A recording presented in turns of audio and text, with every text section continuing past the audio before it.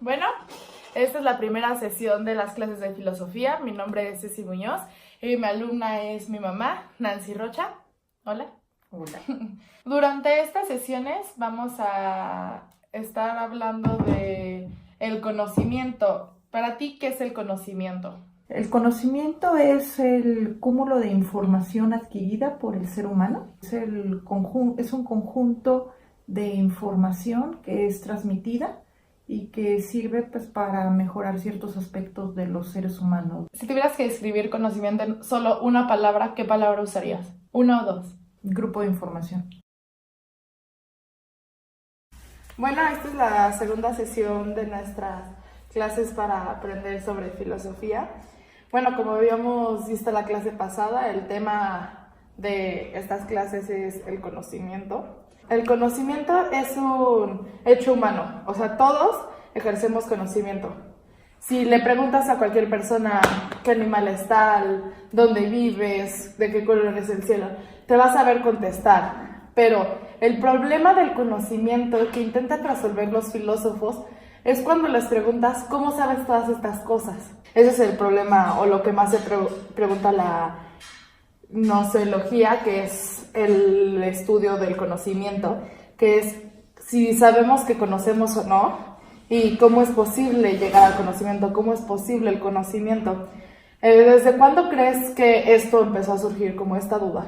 Desde Platón, todos ellos. Sí, de hecho, eso es correcto.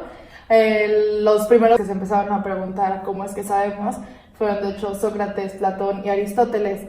Y bueno, ellos establecían el conocimiento o el problema que se plantea el conocimiento en tres. El primero es modos, clases, esencia, posibilidad, validez, límites y origen del conocimiento humano. O sea, ¿de dónde viene? ¿Cómo llegó? ¿Y cómo sabemos qué es el conocimiento? El segundo es la relación entre el sujeto y el objeto del conocimiento, o sea, cómo nos relacionamos nosotros con el conocimiento. Y tercera y última, en qué manera se encuentra determinado por la sociedad y el marco histórico donde está surge. O sea, realmente en el momento en el que la filosofía se empieza a enfocar más en qué es el conocimiento fue en la época moderna. Realmente la desarrolló, se desarrolló a partir de Kant, pero también antes la mencionó Descartes. De hecho, Descartes y Kant son dos de los mayores filósofos que estuvieron hablando del conocimiento. Pienso que las bases filosóficas son muy importantes para entender el origen del conocimiento.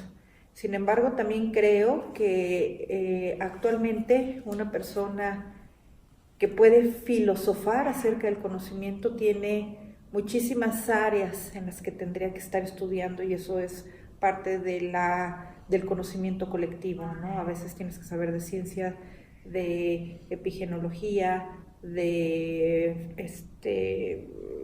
temas que tienen que ver con matemáticas, con geometría y demás. Y cuando te pones a pensar en las personas que mencionaste, el tema en común de todos ellos era un hambre de saber, ¿no?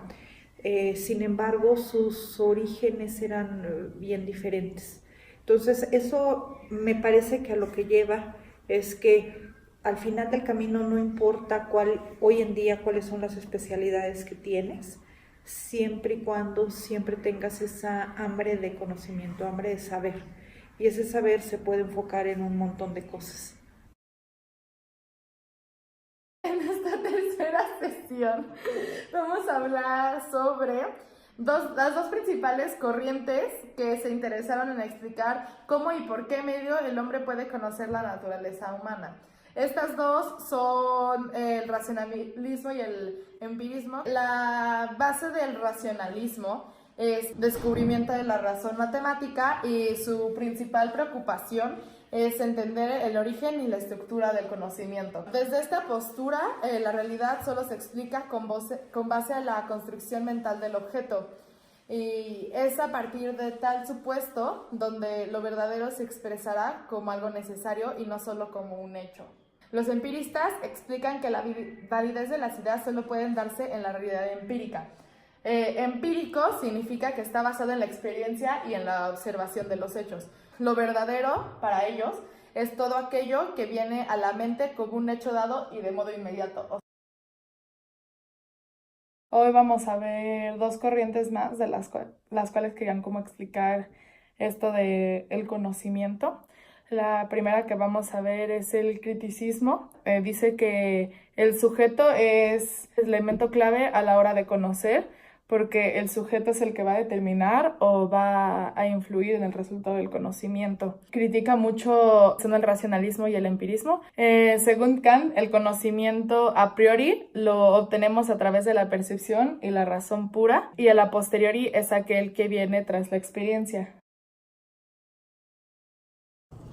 Bueno, esta es nuestra última sesión de las clases de filosofía. Bueno, en esta clase ya no vamos a hablar como de temas ni teoría, más bien como de las conclusiones de qué pensaste durante estas 5 sesiones.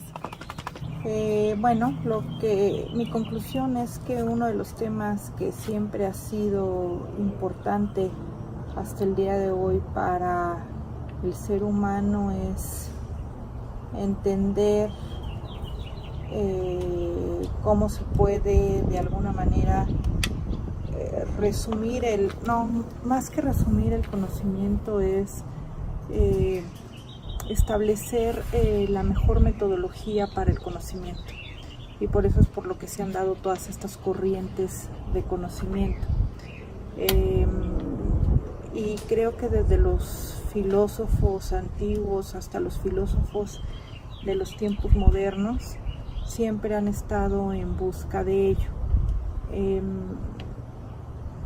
Mi conclusión al final del camino es que todas estas corrientes nos han ayudado a potencializar nuestra forma de pensar y traernos a lo que tenemos el día de hoy.